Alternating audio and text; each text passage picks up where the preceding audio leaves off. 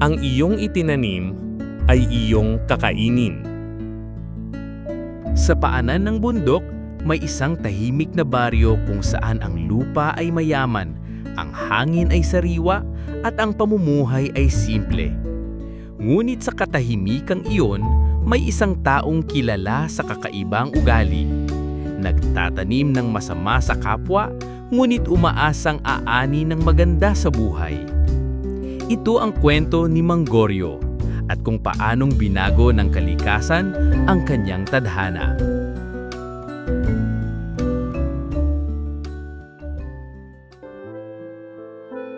Si Mang Goryo ay 60 taong gulang. May malawak na lupain, ngunit sa halip na bungkalin ito, ang inaatupag niya ay ang panlilinlang sa mga kapitbahay. Minsan ay magpapautang ng buto pero doble ang tubo. Minsan ay ipahihiram ang araro pero kailangang magbayad agad kahit hindi pa umaani. At ang mga butong itinatanim niya, hindi para sa pagkain, kundi para ibenta kahit alam niyang hindi ligtas ang mga pestisidyo na ginagamit niya. Hindi niya iniisip ang lupa, ang tubig o ang epekto nito sa kalusugan ng iba. Hindi ko problema yan, basta ako'y kumikita, ang lagi niyang sinasabi. Isang araw, habang pinapalayas niya ang isang batang nagpipitas ng hinog na papaya sa gilid ng kanyang bakuran, napadaan si Calando, isang dating kaibigan niya sa pagkabata. Goryo, dati tayong magkasama sa iisang sakahan. Noon, nagtutulungan tayo. Bakit ngayon, ganyan ka na? Ngunit tumawa lamang si Mang Goryo. Wala na tayo sa kabataan, Lando.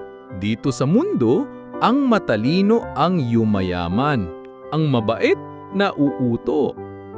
At tuluyan niyang isinara ang pinto ng kanyang bahay. Lumipas ang ilang linggo, dumating ang isang malakas na bagyo. Sa loob lang isang gabi, winasak ang mga pananim ni Mang Goryo. Nalubog sa baha ang kanyang bodega. Ang kanyang mga alagang hayop, inanod. Samantala, ang mga pananim ng ibang magsasaka ay hindi gaanong naapektuhan. Bakit? Dahil nagtanim sila ng organikong paraan, hindi lason. At dahil nagtutulungan sila, may nakahandang pangsalba ng ani. Naglakad si Mang Goryo kinabukasan. Basa, gutom, at takot. Humingi siya ng tulong, ngunit karamihan ay umiwas na. Isang matandang babae lamang ang nag-abot ng mainit na lugaw. Ito, para sa'yo.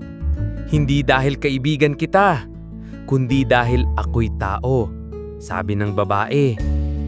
Mangiyak-ngiyak si Goryo. Noon niya unang natikman ang luto ng abutihan, isang bagay na hindi niya itinanim kailanman. Simula noon, tahimik na nawala si Mang Goryo sa baryo. Akala nung marami, lumipat na. Pero isang umaga, isang bata ang napadaan sa dating bakuran ni Goryo. Doon, nakita niya si Mang Goryo. Nakaupo, pawisan, at may hawak na itak. Sa lupa, may mga bagong tanim, kalabasa, mais, sili. Lumapit ang bata. Bata, Tay Gulyo, nagtatanim ka na po. Ngumiti si Mang Goryo kahit may luha sa kanyang mata.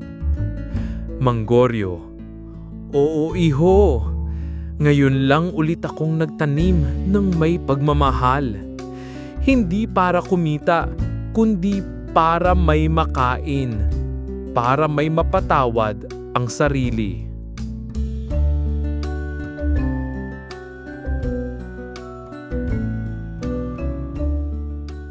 Pagkalipas ng isang taon, hindi naging mayaman si Mang Goryo, ngunit muli siyang tinanggap ng komunidad. Nag-donate siya ng libre niyang ani sa mga batang nagugutom. Tinuruan niya ng organikong pagsasaka ang mga kabataan.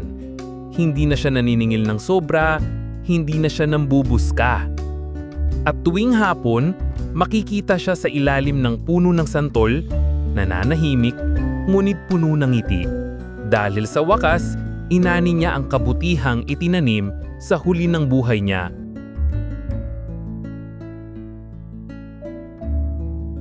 Si Manggoryo ay hindi naging bayani, ngunit siya ay naging babala at paalala sa lahat na ang taong nagtanim ng kasamaan, masamang bunga ang aanihin. Ngunit ang taong nagtanim muli ng may puso ay may pag-asang kumain ng kabutihan. Hindi mo maaaring iwasan ang ani ng iyong itinanim. Kung kagandahan ang pinili mong ihahasik, kabutihan ang sayo'y babalik. Ngunit kung panlilin lang ang iyong inihasik, gutom at pagsisisi ang darating.